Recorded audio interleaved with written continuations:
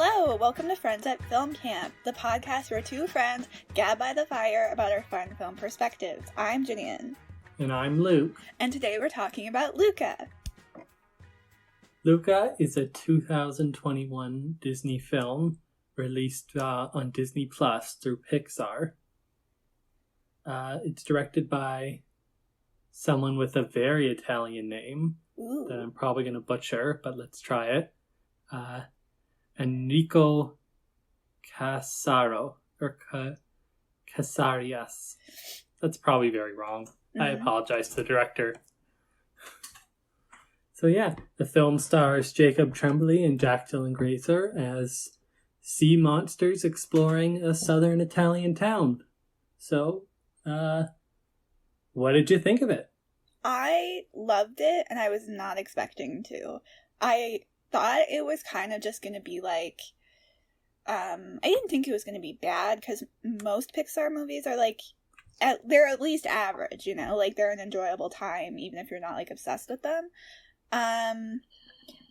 But, okay, as soon as the gay stuff kicked in, I was enthralled, because once that became a theme, I saw everything through the allegory that, like, it was sea monsters for being gay, basically, and that made me so emotional about everything that was happening, like, way more so than I would have been if it was just sea monsters, you know? Yeah. Also, at the beginning is a very unexpectedly so from the start, but this is a very gay film. So gay. And I was shocked. You didn't warn me, first of all. I was not emotionally prepared.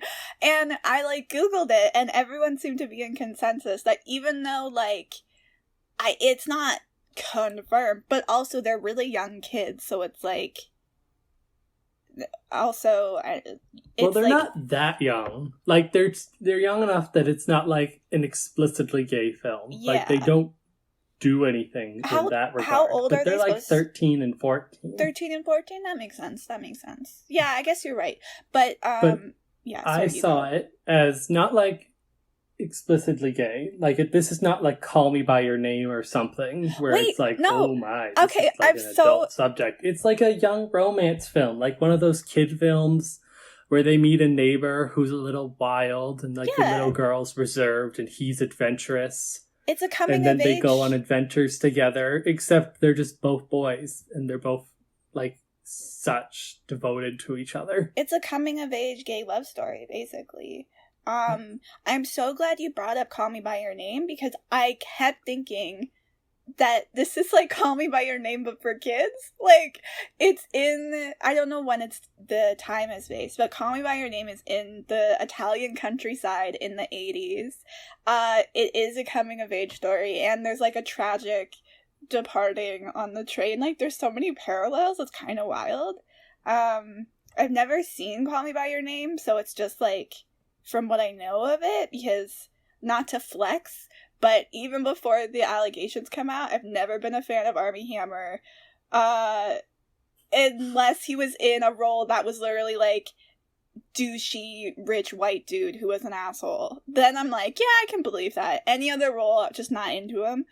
I can confirm this when we watched The Social Network, and the whole time Armie Hammer was on, she's like, this is really the only type of role that I don't hate Armie Hammer in, is like a rich ass. Yeah, I just don't buy him in any other role. So him and Timothée Chalamet, I was like completely uninterested in them together, so I never saw the film.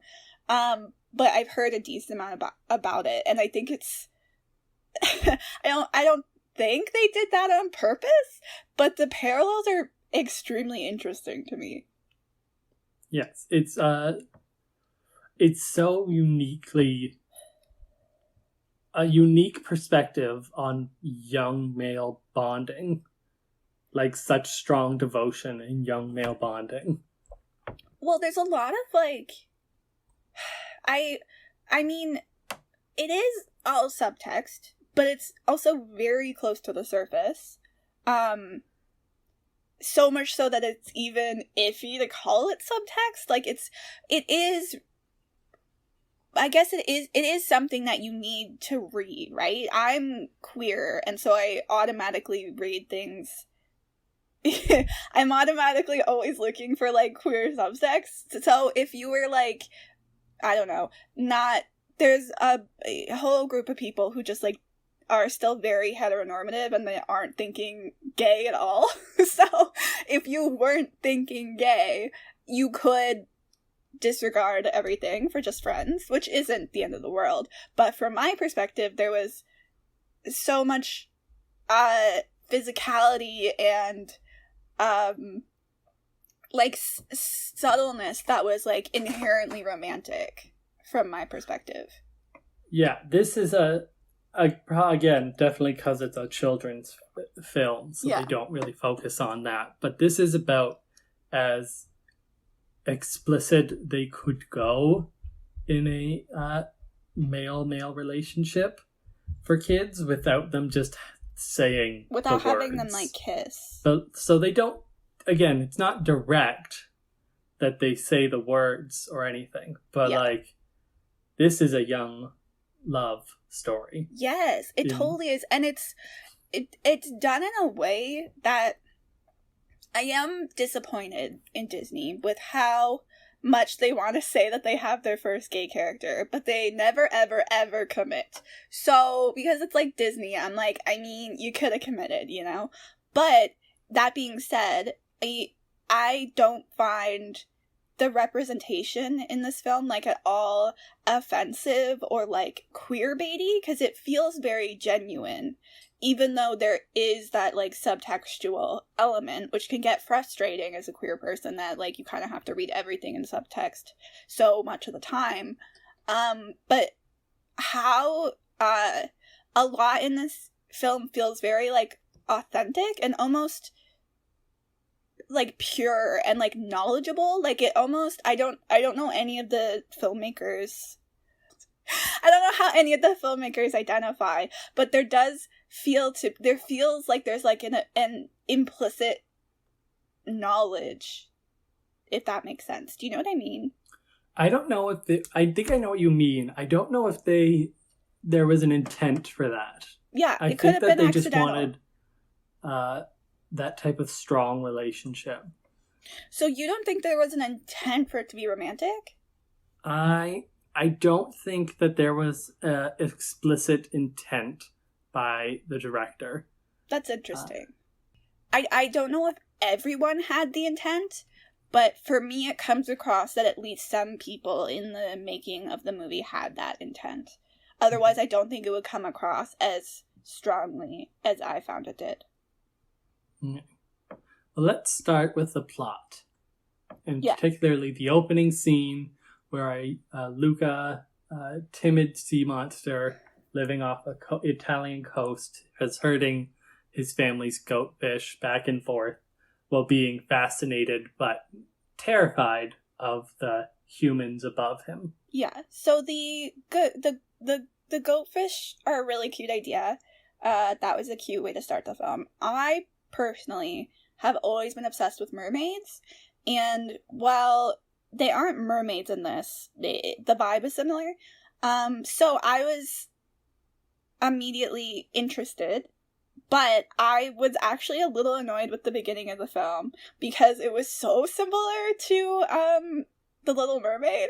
Thank you. I was like, this is a lot. Like, this is a lot the same. They're even, and I assume this was on purpose, but there's, like, a rock where he hangs out with his little farm fish, and it looks like the rock from The Little Mermaid, like when she's singing under the sea.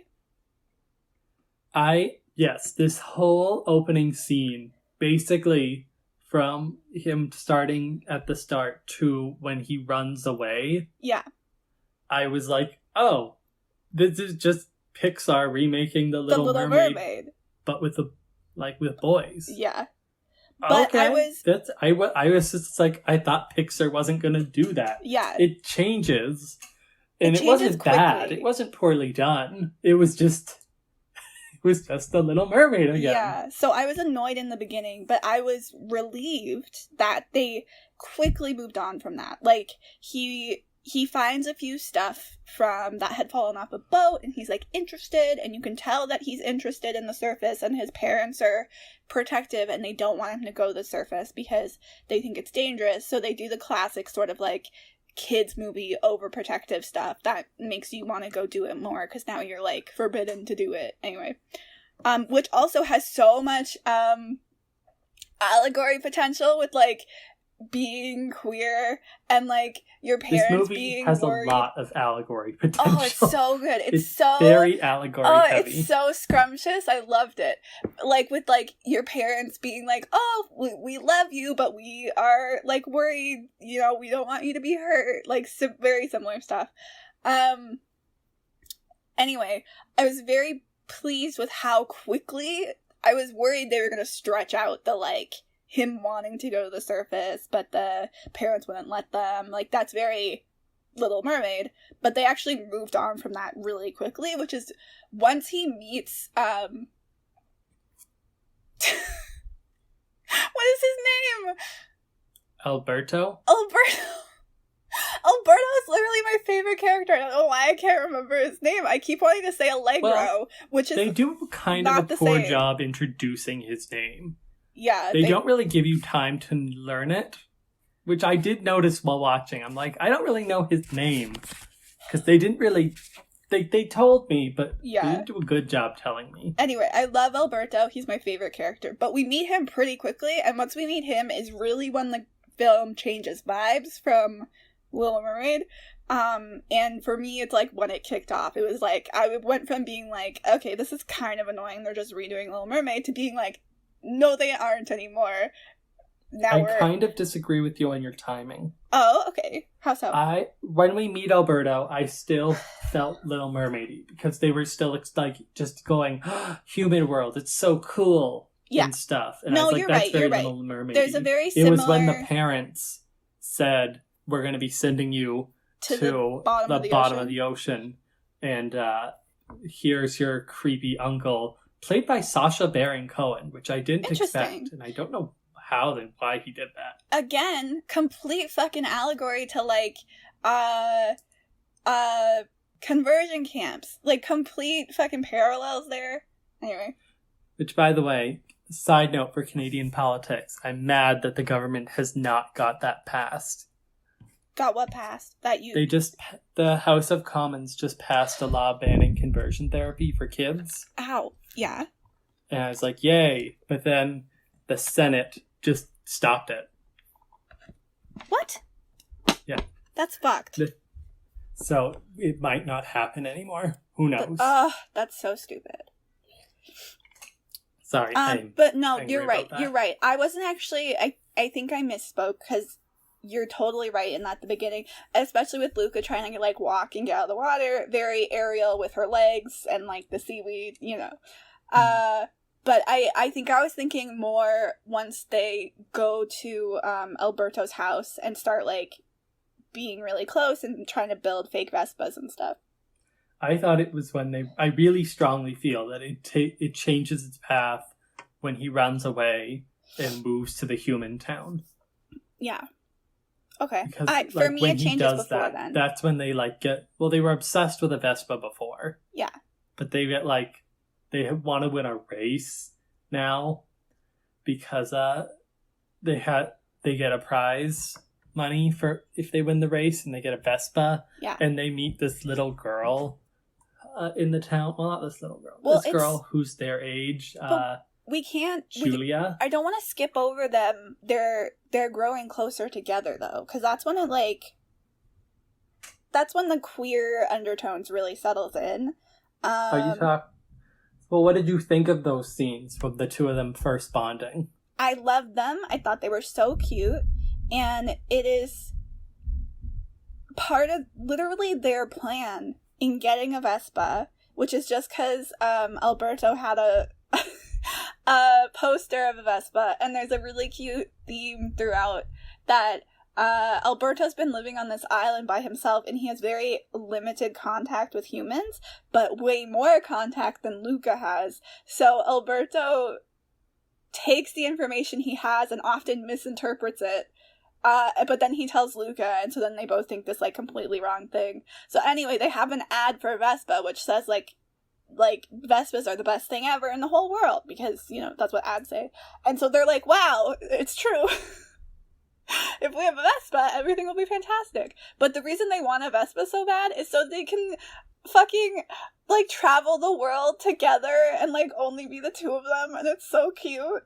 And there's that cute montage of them, like, flying over the ocean Yeah. with their Vespas. And they're like, no, it's one Vespa. They share the Vespa. And they, like, hold each other's shoulders when they watch the sunset.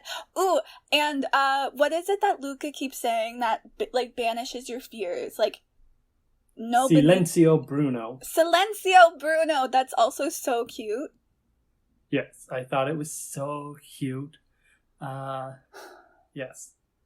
It's so cute. So, Luca's he's, like, timid. He's normally a rule follower. This is, like, the first time he's kind of broken rules. And then Alberto, in comparison, is kind of more of a brash character. He's, like, kind of more free, but also has more issues, as we find out later, which kind of explains him being a little more, like, I do what I want all the time. He's, like, one of those movie characters. And they're very cute together in what they, like, bring out in the other person.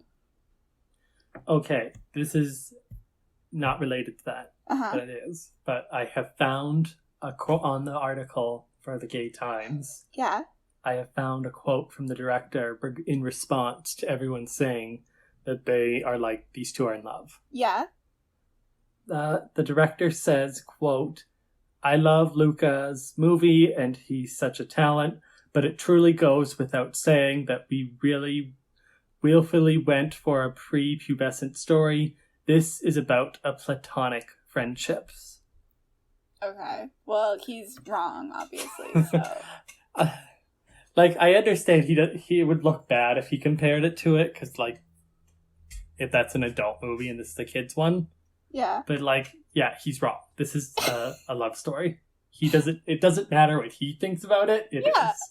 No, completely death of the author situation. It's like, okay, maybe you didn't mean to make a gay love story, but that's what you made, and you need to accept that.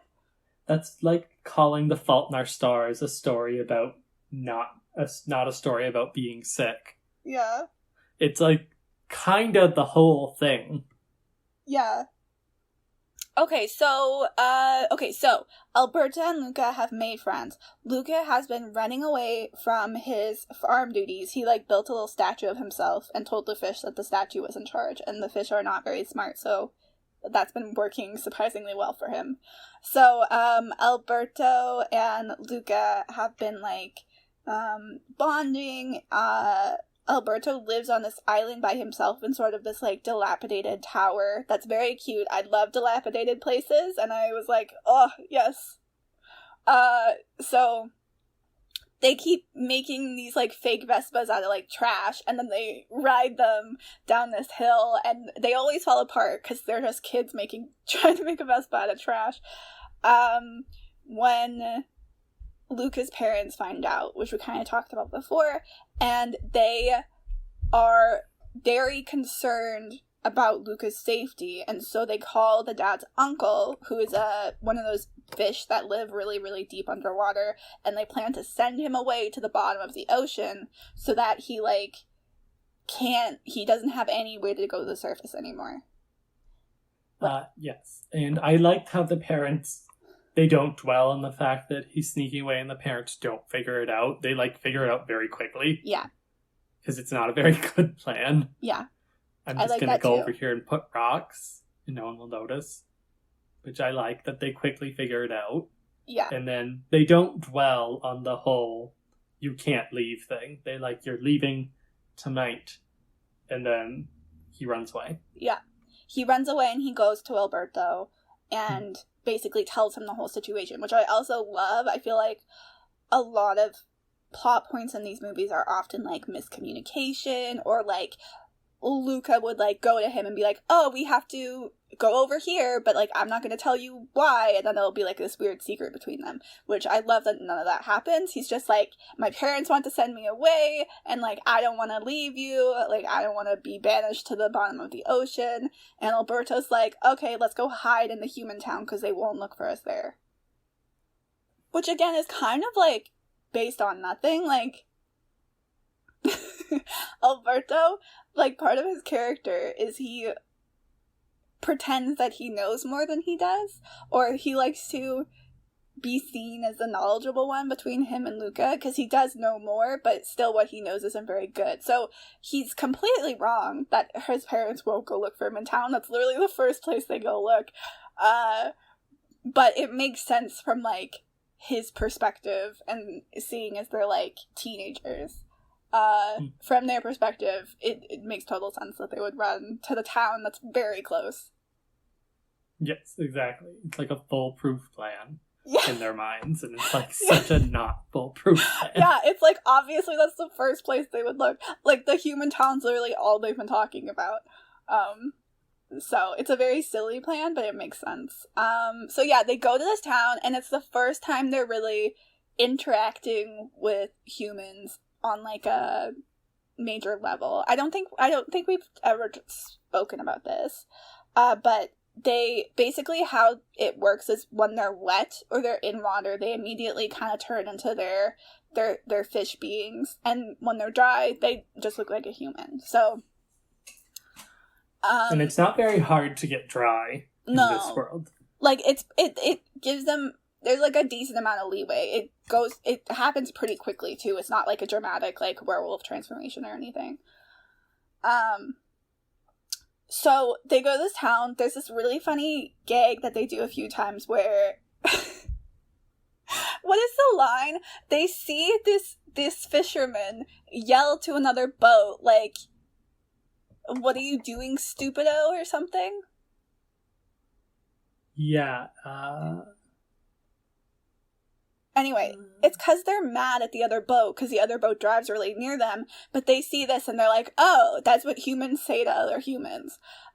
So they go around and are confidently just calling people stupid for no reason, which gets them varying reactions, which I also liked, because it showed the difference in the characters, in which Alberto is so confident in his interpretation of this phrase, he doesn't realize that it's a bad thing to say to people, whereas Luca, after the first time he says it and he gets a bad reaction, kind of figures out that maybe that's not what they think it is, and he actually, like, silences Alberto from saying it when he tries to say it to the girl's father one time. Yes, I did notice that. Which I think it's funny. It's a good contrast of kind of Luca being more aware, whereas Alberto's more confident to, like, a fault. Mm-hmm. Exactly. And then they run into Julia after they have an encounter with some of the local bullies, who you'll get to later. There's this guy who comes in on an amazing Vespa, so obviously they're, like, obsessed, and they're like, oh my goodness. They think he's Mr. Vespa, like the guy who makes Vespas. So they think his Vespa's super cool, but the guy has been winning races that happen in this town every year for, like, many years, and he's an asshole. He reminded me of, he was kind of a weird villain in that he reminded me so much of, that villain from Despicable Me, of all things. Oh. Right? I know who you mean. The orange jumpsuit. Yeah, don't they have similar vibes? Yeah. I just thought that he was just very Weasley. Yeah. And Luca's burn on him later, unintentional. Yeah. Where he's like, you look like a catfish. Because they're bottom feeders, and they have awful whiskers like you. Yeah. I was like, oh my gosh, Luca, what a burn. So this guy with the Vespa is, like, kind of picking on them. And they're kind of so ignorant to human interaction at this point. They aren't, like, completely aware of what he's saying. Like, they're not, like, super tuned into how much he's making fun of them at this point, if that makes sense. And Julia comes over to save them, because she has a pre-established rivalry with this guy. She has the pre-existing rivalry with this bully catfish guy. Yeah. And so she, like, pulls Luca and Alberto away. And basically she helps set up the race storyline. And eventually the three of them. And basically the three of them come to the conclusion that they should race together because she always races alone. And everyone is so mean to her. Yeah. Because they're like, she throws up every year. And I'm like, yeah, she does the race alone. Yeah, she has to eat a big bowl of spaghetti and then do, like, a fucking bike. Like, I would throw up too. But I think Why on earth is the spaghetti in the middle of this race? I think it's because you're supposed to have 3 different people, so then it, like, wouldn't affect you. And I think part of people making fun of her, she kind of says at one point that she lives there in the summer with her dad, and she lives somewhere else with her mom the rest of the year when she goes to school. So she's kind of seen as, like, an outsider. So I think maybe part of it is that she has to do it by herself because she, like, doesn't have friends and people are, like, making fun of her. I got that. I just felt like the race organizers, especially if they, like, had a running joke about how this girl throws up every time she does the race. Yeah. They'd be like, know what, guys? We're just gonna switch the biking for the pasta. Yeah. Like, we're gonna have the pasta come at the end of the race. Yeah. So, no, they really set it up for you to throw up if you're doing it by yourself. Yeah. Like, that's not her fault. It's not an unreasonable reaction. But everyone's so mean to her about it. And it's just like, it's not her fault. Calm down, everyone on Earth. Yeah. So, Julia kind of explains to them the whole race situation and that you can win money. And there's, like, a really cute scene where Alberto's like, okay, if we win this money, can we, like, exchange that for something else? Like, they're introduced to the concept of money, which was really cute. They decide that they're going to do the race so they can get money to get their Vespa, and they, like, kind of convince Julia that it would be good for them to team up, which, even though they're not good at anything, she's like, you guys obviously really want this. So they decide that they're all gonna, like, work together to try to win this race. I'm so happy. I like Julia. I like Julia too. So basically Julia then has to get her dad's approval for the race. Because they need an entrance fee that her dad has to pay for. Yes. And so they go to dinner, and then it's, like, fun. And I have written in my notes, the best character in the whole film is that cat. The cat is so funny. So midway through the dinner, Luca, like, does a spit take where he spits a bunch of water on Alberto. So Alberto turns into a fish person, and the cat sees this. So the entire rest of the movie, the cat is, like, trying to attack them. It's really funny. It's a really funny gag. I love Julia. Okay, welcome back. Not the internet, the universe has punished me for my hubris. Because I lost the entire second half of the recording that we had previously done. I don't know why, and I just decided that I wasn't going to do my second recording. So, it's gone forever. So, we've already talked about this stuff. It was great. It was perfect. I was emotional. I was crying. But you guys will never see that. So. Probably one of our best podcast recordings yet. I mean, it's just not, well, my half's not gone. No, my half's still proof, there. There's proof it existed, but it's lost to the wind. So we're gonna have to start again. Well, not start again. We have to start halfway through, basically. Where my recording left off was we had just gotten to where Alberto and Luca had met Julia, and they had decided that they were going to race together, so they went to Julia's house where she lives with her dad, and we were talking about how the cat is funny. And then I can't remember if I had talked about this already, but I don't think I did. Julia's dad, I don't know if we ever learn his name, but he just doesn't have an arm. And it when the kids like ask him about it, he does this joke at first that the sea monsters ate it. And then he's like, no, I was just born without it. And it's very like chill. There's not really a reason for him not to have an arm. It's just like sometimes people don't have arms, and I really appreciated the like kind of subtle disability representation that provided. Yeah, I liked the dad. I thought he was good. He had a good balance of the strong, manly, blue-collar worker that he needed to be, while also ensuring he still had like a kind heart of gold. Yeah. That's hard to balance sometimes, and they did a really good job of it. Yeah, they really did, because he, as the film moves on, him and Alberto kind of create this close relationship, and they did a good job having that be believable and having the dad be very likable, but also, like, there is still that tension that he is actively hunting sea monsters, so it's like there's still the tension that we don't exactly know what he's gonna do if he were to find out. I think that's a very fair description of the situation. I liked the dad's strength, but still emotionalness that's necessary for like a loving parent. So he agrees that he will pay the entrance fee for the race so that they can all do it together, but he is basically like, you guys need to help me make the money because I don't have the money right now. And Alberto and Luca are like, oh yeah, we totally know fish. We'll help you get fish. No worries. So he takes them out on the fishing boat, which is very perilous because they're literally surrounded by water.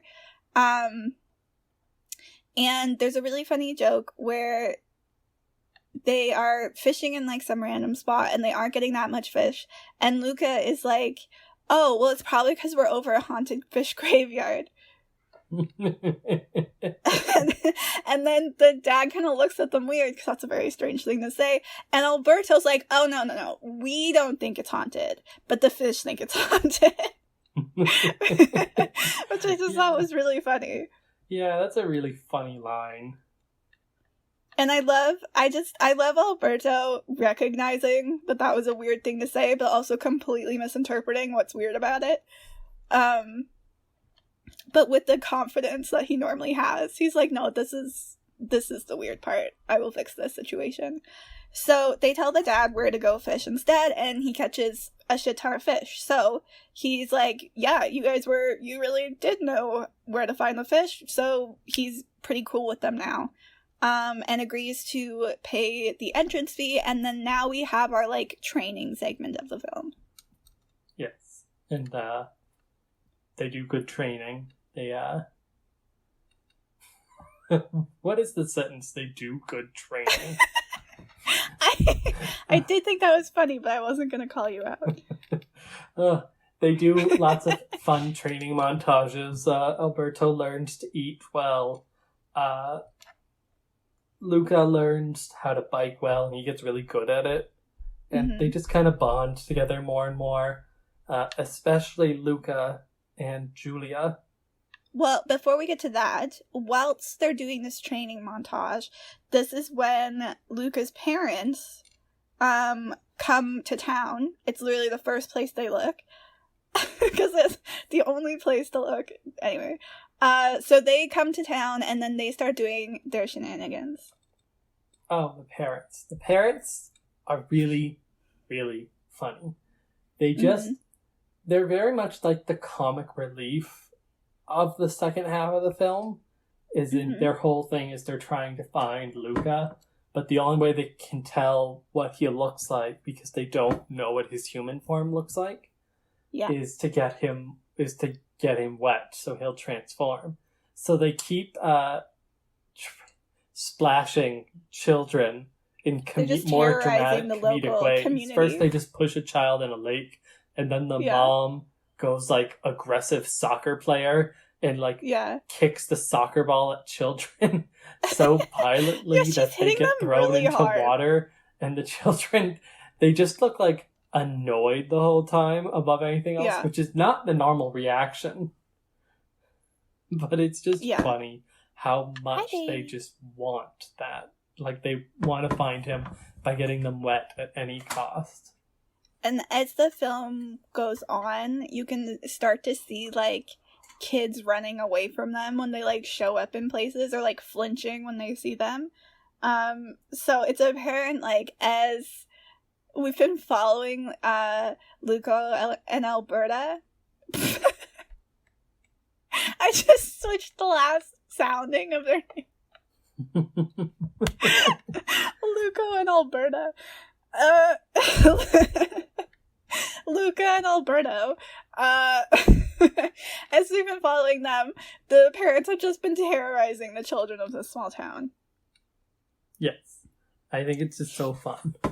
And then this is when I talked about the animation, because I really appreciate how everyone's their designs are all different. Like, they all have really different looking faces. And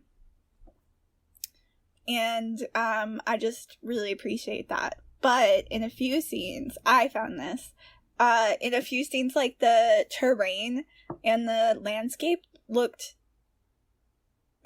too real. Like, it just looked like a video to me. And then we would have these, like, cartoon characters, and it would look kind of weird. I was never bothered by that.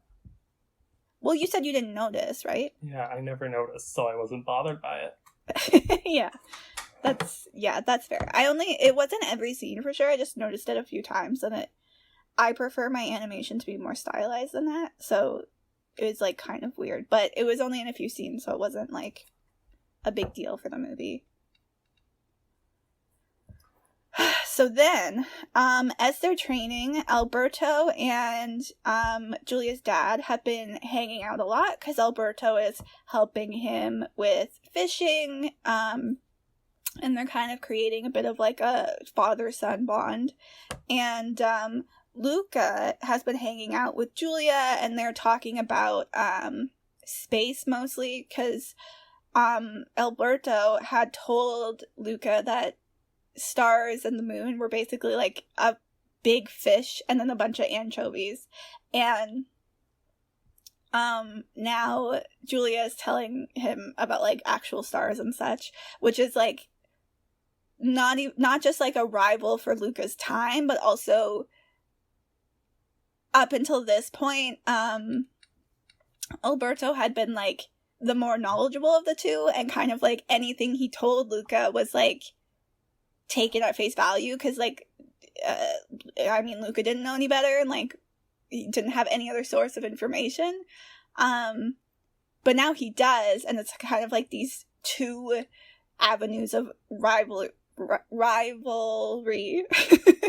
for Alberto and Luca, and Alberto starts to get really jealous.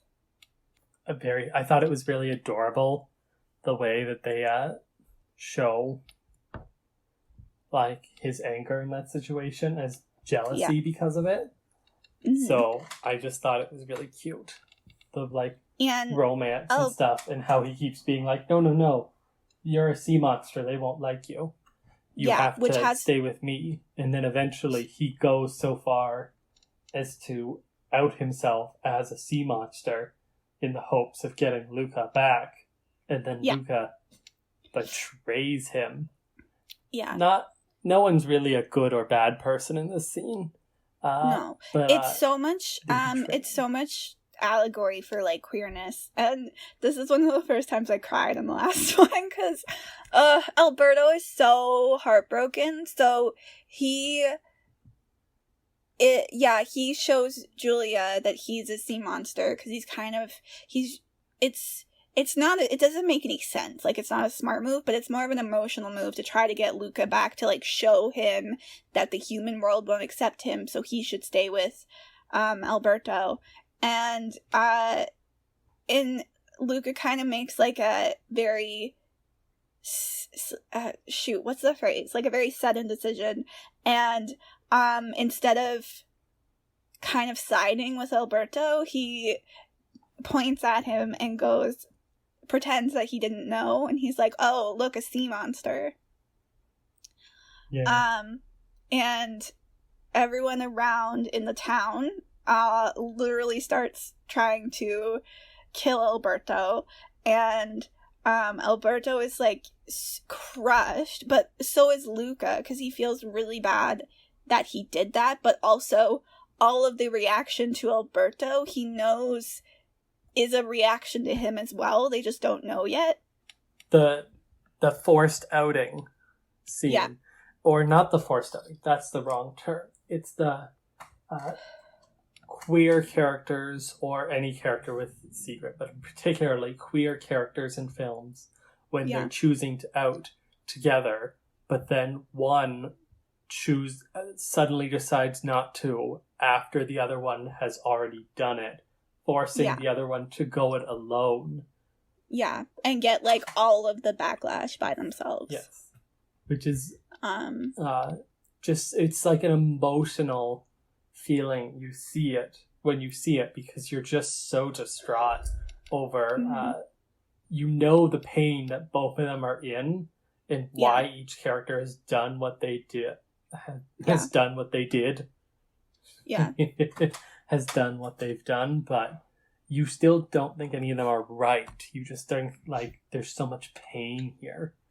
Yeah. It was an absolutely heartbreaking scene. And it's all done with characters' faces, really. Like, that's what most of the storytelling is done in the scene. So it's really impressive animation on that part. Yeah, that's true. I didn't even think about that. So then, which I really appreciate, this film, again, has a really good pace, and it doesn't drag things out, especially, like, miscommunications and stuff that can get really frustrating. So when this first happened, I was like, ugh, now we're gonna have to deal with, like, Luca pretending he's not a sea monster, and, like, Alberto being upset, and, like, this whole thing. But none of that happens. Basically, he goes back to Julia's place, and Julia's just like, yeah, I think you're also a sea monster. Which is so smart, because she's like, you guys came together, you were really close, like, I don't know how you would not be a sea monster. So she just throws water on him, and he is a sea monster. So she's like, yeah, cool, so you're a sea monster. And she's kind of freaked out, but not in like a painful way, just in like it is shocking information. But she's not like rejecting them at all, but she is like, you guys, this is literally like a town obsessed with murdering sea monsters, like, what the fuck. Yeah. She's just so like, oh my gosh, get out of here, I want you here, but also everyone wants to kill you. Yeah. So go away. And then her dad comes home, and it's a really, really, really sweet scene. It's so cute. Her dad comes home, and he's like, where's Alberto? Because they've been kind of creating a pretty close bond. And they're like, oh, he left. And her dad immediately, like, turns around and gets his hat on to, like, go look for him. And they're like, I don't think he wants to be found right now. And he's like, I'm gonna go look just in case. And it was so cute and, like, heartbreaking. Yeah, it was like, oh, don't hurt me like this, Phil. Just because he's just like, meh, just in case. And it's such a little line, but it shows how much he cares.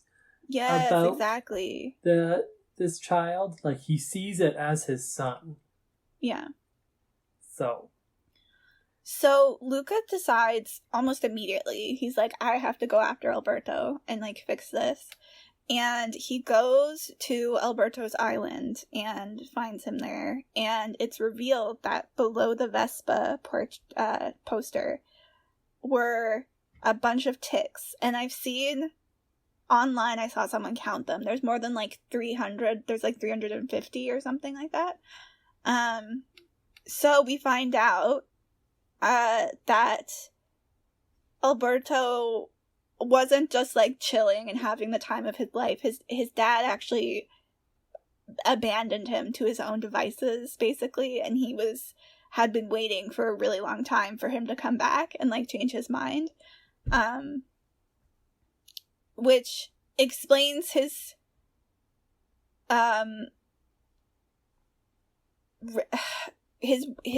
shoot, I don't know how to say it, his openness to the, like, kind of strong familial connection he's made with Julia's dad, and also a lot of his sort of reckless behavior beforehand, and like emotional reckless behavior, if that makes sense, because he's basically an abandoned child rather than just like a rascally teen, if that makes sense. Mm-hmm.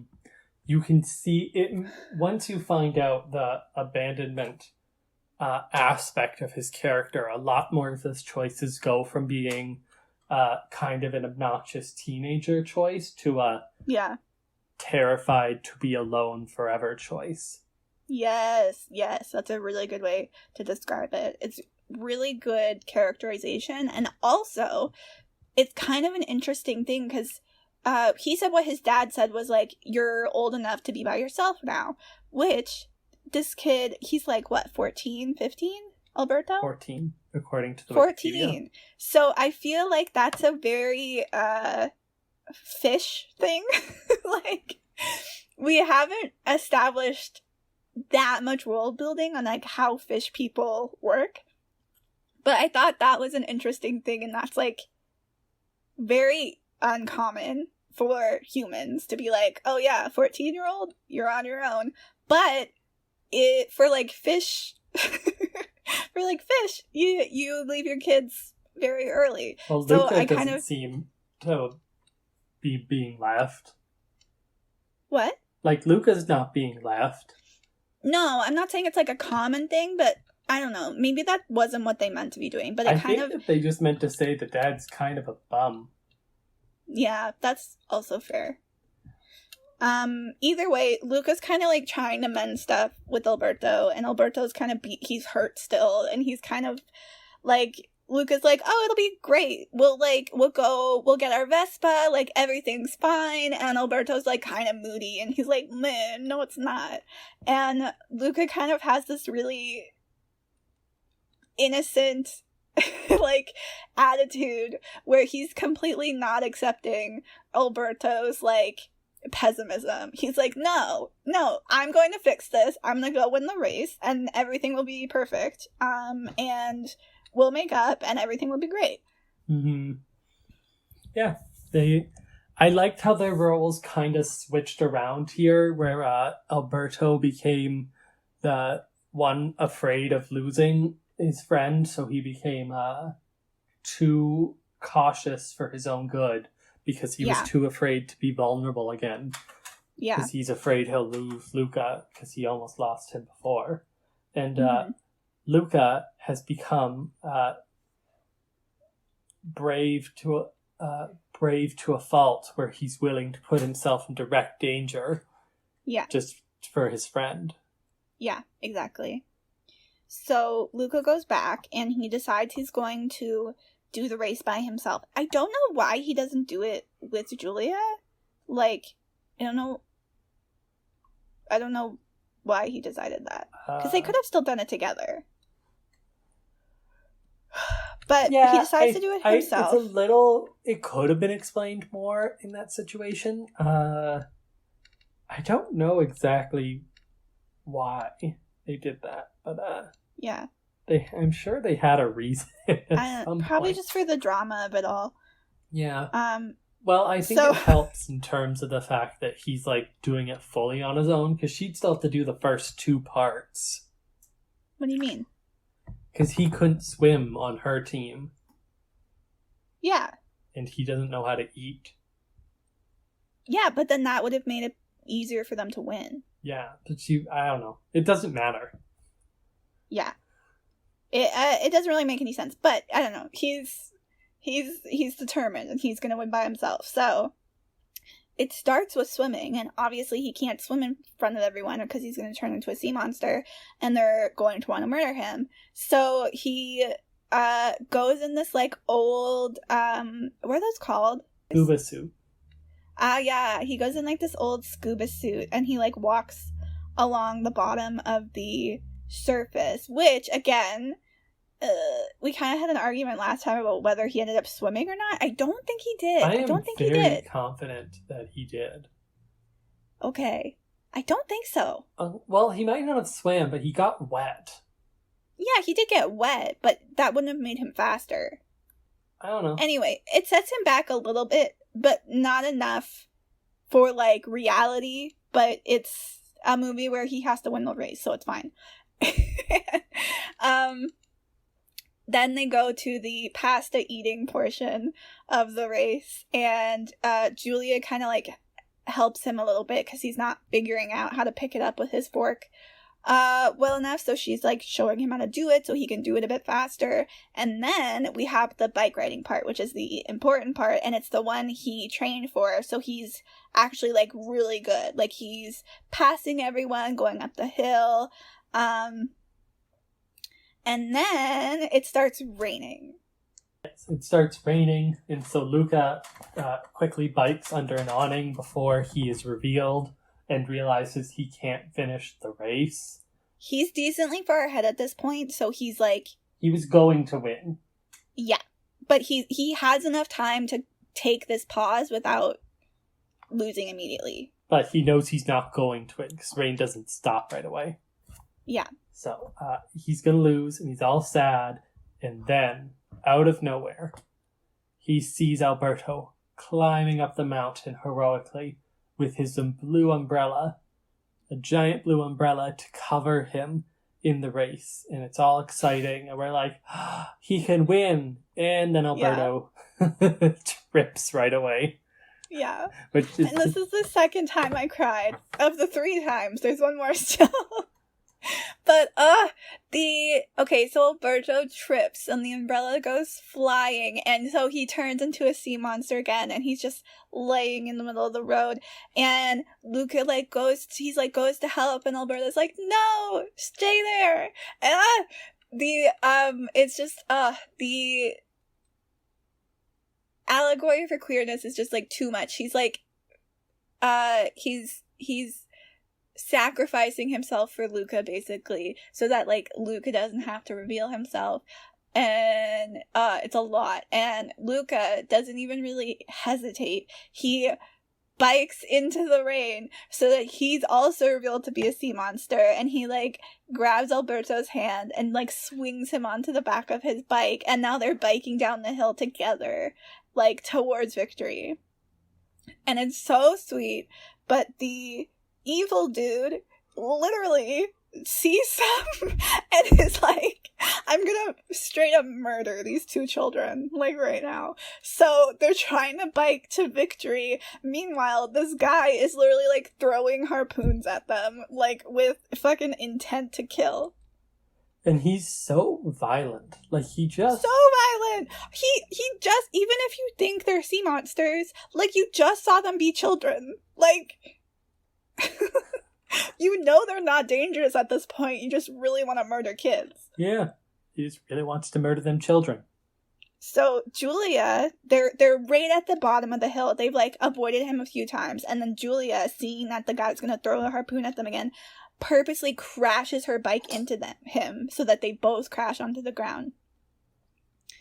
And unbeknownst to Luca and Alberto, who have just crossed the finish line, but they don't know that. Yeah. They stop and they run over to help Julia, and because of that they get all trapped.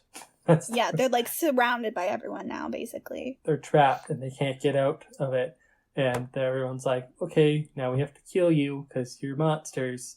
And then Julia's dad comes in.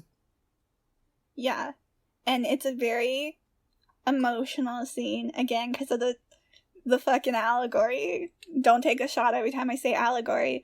But he comes in and he's like, no, I know who they are. They're kids, or I don't remember exactly what he says, but he accepts them as the boys who he's been taking care of, and completely accepts them for who they are, and defends them from everyone and, like, convinces everyone to, like, not murder them. How generous of him. I know. So, yeah, and then there's kind of, like, conversation of, like, oh, did they win? And then they're like, yeah, they did win. And then they're like, okay, but they're sea monsters. Are we gonna let sea monsters win? And then everyone's just like, yeah, we are. It's a pretty quick turnaround, but, like, it works for this movie in particular. Yes. And then there's a really cute scene where, like, Luca's parents, who were watching the race because they, like, saw him, they kind of reveal themselves to also be fish people. And then these two old ladies who we've always seen together throughout the movie take off their scarves and turn into fish people in the rain, which is like old lesbian couple who's just been, like, hanging out. Just more gay stuff. It's great. So they buy their Vespa that they were gonna get, which is, like, this crappy rusty Vespa that they're gonna, like, try to fix up. But they love it so much. Yeah, and Julia's getting ready she has to go on the train to go back to school where she lives with her mom. So Luca came to the station with her and everyone to say goodbye, and then suddenly, out of nowhere, Alberta hands him a ticket and is like, you get to go to school too.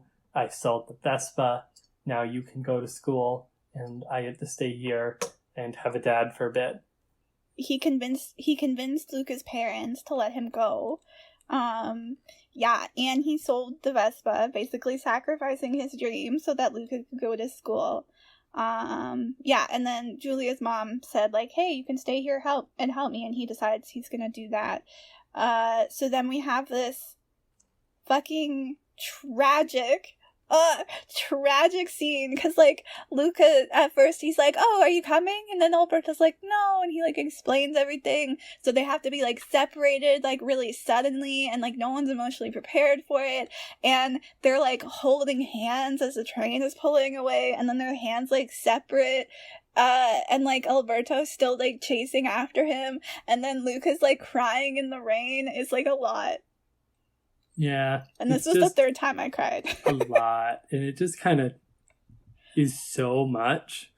It's so romantic, too. Like, the fact that I can't believe that the director didn't do it on purpose. It doesn't make any sense. Like, the train's going away and he's running after he just sold his Vespa, so his air brackets friend could, like, have his dream. Like, come on, if these two weren't the same sex, everyone would be like, this is the cutest romance story that there's ever been. This is literally, like, the chasing after the train and the hand holding, like, that's literally in so many romantic comedies. Like, that's a classic romance scene. Like, talking about film language, like, that's established. Do you know what I mean? You can't just, like, use that and be like, oh, but it's not romantic this time. Because they're just buds. Like, oh, it's so romantic. And then also, there's a scene slightly before this when they're at Julia's dad's house after everything has been revealed, and Luca's parents are talking about, they're like, oh, like, not everyone is going to accept him, but he seems to be good at finding people who will, which is literally just about being gay. Yes. Like, I don't know how you can interpret that anywhere else. All that means. Like, I don't know how you do that by accident. Agreed. It's shocking. It's so romantic and so cute, and I'm so glad that it's not, like, it's very, very sad in the moment, especially when you're a kid. Like, a school year feels like eternity. But it's like, he's gonna come back, like, especially for the summer, you know? So it's like, you know they're gonna see each other again. They're not being separated for forever. It's just, like, for a bit. Mm-hmm. It's just heartbreaking. You just see it and you just go, oh, they're leaving, but it's heartbreaking in, like, a beautiful way because they're gonna be back together eventually. It's heartbreaking, and it's also heartwarming, especially with Alberto. Like, this is such a gesture of love. Like, this is such a selfless thing that he's done. And it's such growth, because it's such growth. Like, he was so afraid to lose someone before, and now he's willingly letting them go He's not even willing to let them go. He's helping to push them the path they want to go down. Exactly. It was exactly the, like, if you love someone, let them go. Like, Luca wanted to go do this thing, not because he wanted to leave, because he wanted to, you know, do something that would progress his life. And Alberto wanted to keep him so that he would never leave, like, regardless of what he wanted. And now he's, like, grown from that and, like, accepting that, like, Luca needs to leave for himself. Exactly. It's so deep. This movie was like, this movie's a lot. The queer stuff just murders me. It's so like genuine and layered. We were talking about this before in our lost recording, lost to the ether. That it's somebody in the creation of this movie had to know what was going on. If it wasn't the director, they had to, because, like, as a queer person, there's so much in this that feels like authentic. Like, if straight people can make good queer content, they can, but there is something. There's something in, like, the little details that I find in like queer made stuff that this one, like, feels like it has a lot of that. You want to do any final thoughts? I loved Luca way more than I was expecting to. I find it extremely layered with the queer reading. We have talked a lot about how while it's extremely, like, obvious and prevalent to me, like, it is possible you could watch the film without the queer reading, and it wouldn't be as affecting to me, because I'm queer, so the queer reading affects me far more than being a sea monster, because I've never been a sea monster. So I find that adds so much to the movie, and, like, so many, like, layers and levels of enjoyment and emotionality. So it's my favorite Disney movie I've seen in a very long time. From, like, I can't remember the last one I liked more than this one. I'm glad you liked it so much. Yeah. We almost didn't get to this film, too. I know, we pushed it off because we were going to do Inside. You didn't want to watch it that much. You wanted to watch Inside. I didn't know it was gay.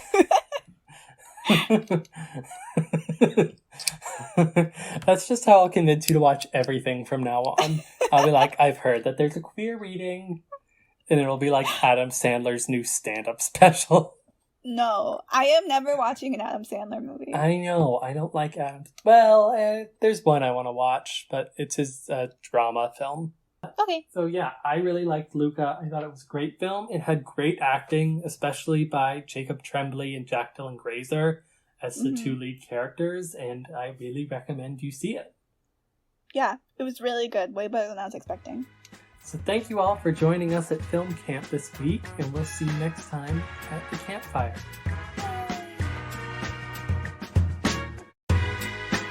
There won't be a podcast episode next week because I'm going to be away camping. The irony of that is not lost on me. We'll see you in another week.